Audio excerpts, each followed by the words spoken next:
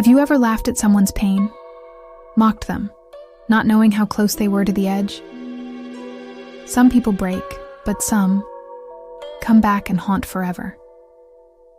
This is a story about a man who learned that the hard way. A man who turned a joke into a death sentence. A man who thought he was safe until the laughter turned into screams.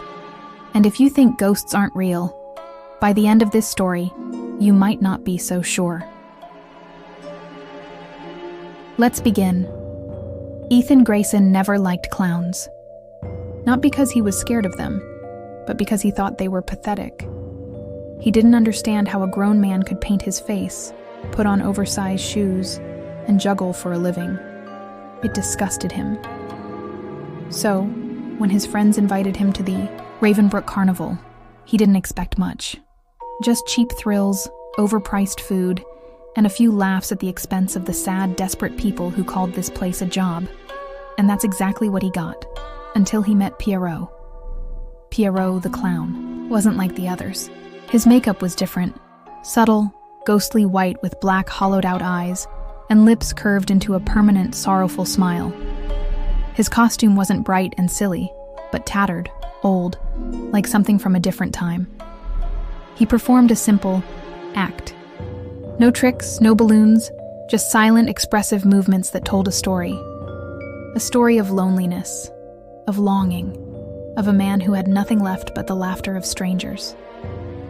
The crowd watched in silence, captivated. "Ethan?" He laughed. Loud, cruel, mocking. "Wow," he sneered, voice dripping with sarcasm. "That was so moving. Do you take tips and tissues, or do you just cry for free?" The crowd shifted uncomfortably, but Ethan wasn't done. "Seriously, this is your life? No wonder your makeup looks like a funeral. You're already dead inside." Pierrot froze. His painted-on smile never changed, but something in his eyes did. Hurt. Ethan saw it. He wanted him to see it. Because people, like Pierrot, they didn't matter. They were jokes, and Ethan loved being the one who told them. That night, Ethan slept with a grin on his face. He didn't feel guilty. He didn't feel anything until the news broke the next morning. Local performer, found dead in carnival tent, suspected suicide. Pierrot had hung himself. The article said he left a note, but police didn't release what it said. Ethan didn't care. Not really. But that night, something changed.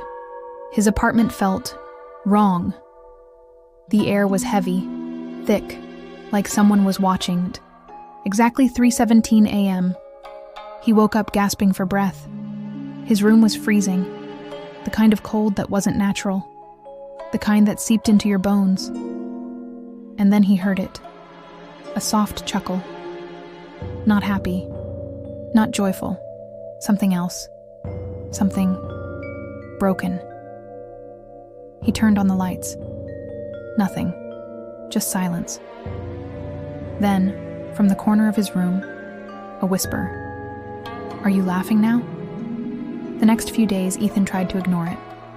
The whispers, the laughter, the feeling that something was just out of sight every time he turned his head. But then things got worse. One night, as he stepped into his bathroom, he saw it. The mirror was wrong. His reflection wasn't moving right. It stood there, grinning, wide, too wide. Then, in a slow, jerky motion, his reflection lifted a hand, one finger raised to its lips. Shh. Ethan ran. He didn't look back. He didn't dare, but it didn't stop. His phone, full of voicemails, all empty, except for the last one, a faint, static-filled whisper. Knock, knock. Then came the knocking. Not at the door. From inside the walls. From inside the closet. From under the bed. One night he woke up paralyzed. Sleep paralysis, he told himself. Just sleep paralysis. But then he saw it. A figure at the foot of his bed. Long, bony fingers, sunken black eyes, a painted-on smile that twitched at the corners. And then, it crawled, not walked. Crawled closer and closer, until it whispered, breath cold against his ear, "Tell me a joke." Ethan blacked out. By now, he knew. This wasn't his mind playing tricks. Pierrot was here, and he wasn't leaving. Ethan tried everything. Priests, psychics, burning sage. Nothing worked. And then, the final night. He woke up in the carnival. Not his room. The old abandoned carnival grounds. He didn't know how he got there, but he wasn't alone.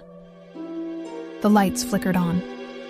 A stage, a single spotlight, and Pierrot, standing there, his head tilted, eyes empty, and in his skeletal hand, a noose.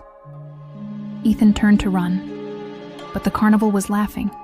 Not people, not voices, the place itself. The Ferris wheel screeched, the funhouse, mirrors shattered, the laughter everywhere.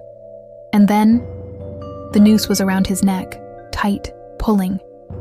The last thing Ethan saw was Pierrot's face, and this time, he wasn't smiling.